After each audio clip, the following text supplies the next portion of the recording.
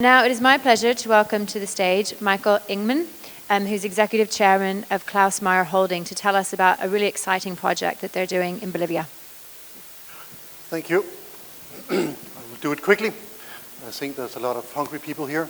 It's been an interesting morning. I learned a lot. One of them is that I seem to have dressed for the Berlin event rather than Dubai.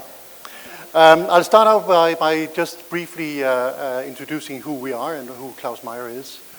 For you who don't know him, probably most of you. Klaus can probably be best characterized as the Jamie Oliver of Scandinavia. He has had a tremendous impact on how people eat and think about food in Denmark since he first started the business in '89. He's written cookbooks and been on television, and we have a number of restaurants in the portfolio, and delis and bakeries, corporate catering, you name it almost. Internationally, he's probably best known for being the co-founder of Noma, we're going to hear more about after lunch, and also the co-founder of the New Nordic cuisine movement that finally put Scandinavia on the gastronomic map after centuries probably in darkness. We're busy and we're active in Denmark. That's about it at the moment. And we're going to open up a restaurant, Agern, it's a fine dining restaurant inside Grand Central Station in New York next month.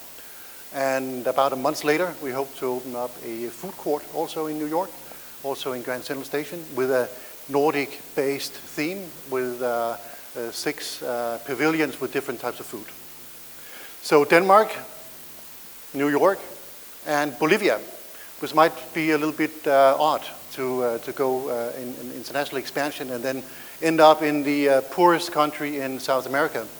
But what we found was that the New Nordic movement that really made people look differently at their own type of food had quite a transformative effect in the Nordic region, both in terms of restaurants, how they looked at the kind of food they would offer, all the way to how politicians looked at the whole food sector, and how the big food companies like Carlsberg or Arla, the biggest dairy company in Europe, how they look at their products.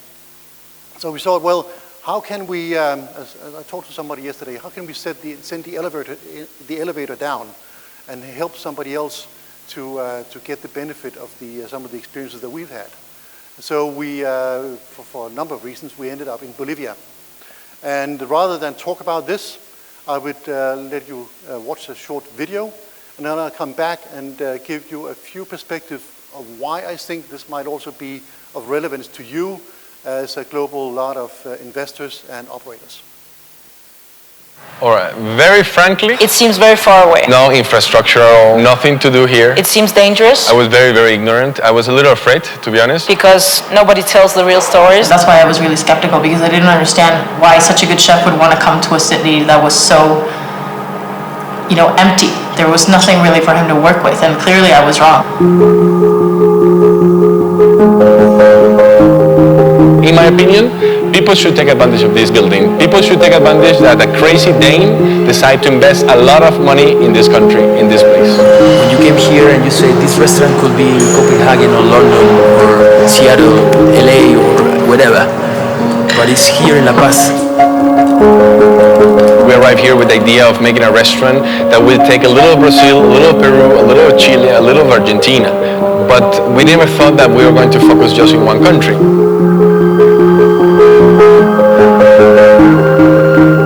When we arrive here and we start seeing 10,000 types of corn, another 10 types of potatoes, and suddenly you have 100 types of chilies. The Amazonic fish, for example. I mean, we start having this Amazonic fish that I had never seen in my life, very prehistoric fishes, and you say, okay, how many things we can do? I mean, this is great. And we just realized that we actually can make a restaurant who just focus in Bolivian products. And Bolivia, especially La Paz, has never had a reputation for being a very big food city. There's a lot of really good culinary aspects, but as far as sophisticated and avant-garde restaurants that are really trying to do something new, there is nothing like this in Bolivia.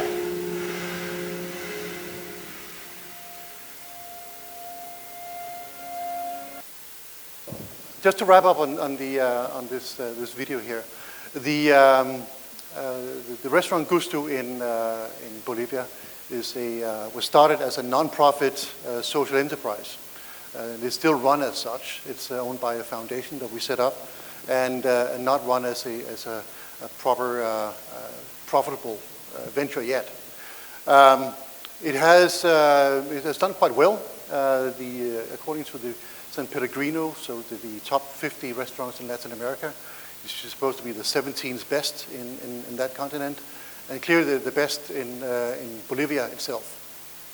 But I think that we also found that it also has a lot of commercial effects on how we run the group as such, and I think that some of these might also be applicable to some of you. First of all, we've seen that if you do something like this, where you can go in and build on what is there, and especially if there's very little to start out on, you can build a lot of pride and a lot of self-respect in the local audience, and you can generate a lot of enthusiasm from media, from business leaders, from decision makers, to the extent that with a little luck, a lot of people do not want to see it fail. So you get a lot of momentum behind the restaurant that you otherwise wouldn't have had. Second, also, that in terms of media, we see that we can get a lot of media exposure, also internationally, way beyond what a similarly sized restaurant or a restaurant with a similar quality can get.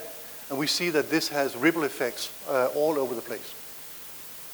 Thirdly, we also see that there's a lot of spin-off effects. For once we start to go there in a sort of virgin territory like Bolivia was, there's a lot of opportunities to build on the presence that we are building there.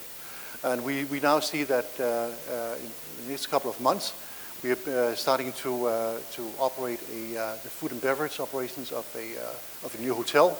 We're exploring the ways to open up a series of delis that will make this kind of food more affordable than Gusto is.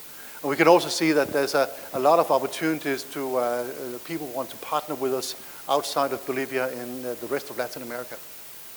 And then lastly, I think what people have touched upon here also earlier this morning here, that with a venture like this in our portfolio, we can also see that we can attract and retain talent to the extent that we probably couldn't otherwise, because it builds purpose, it builds a sense of identity, and it gives that kind of an identity also to people from a generation that look beyond the paycheck for their work satisfaction.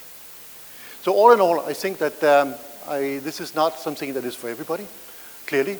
Lots of places have a well-defined kitchen, cuisine, and a lot of places might not really lend themselves to this. But if you should feel yourself lucky enough to live in a culinary desert like we did in Denmark, or what we found in Bolivia, then this might be an idea to explore further, to see if you can find the roots of the local cuisine and then start a revolution. Good luck. Thank you so much, Michael. Now I think that was only an excerpt of the video. Is that right? I think there's a longer version. Yes, that was the most important part. Yes. So I think if it's okay, we'll email that link around to delegates, because I really urge you to watch it, because it's a beautiful story, and it's one of those things that makes you feel very good about the industry and the power of food. And the last part we didn't see is actually shows why this is a social enterprise and not just a restaurant. Exactly. So we will email that around to all you guys. Now you've done very well. It's lunchtime. If you could all please head up to the pool. We'll be having lunch around the pool by Cabana. And if you could be back in here in an hour, as Michael touched on, we're going to be having a conversation about Noma and their brand extension with Mark Overture, who's chairman of the board of investors when we return. So thank you very much, and I'll see you at lunch.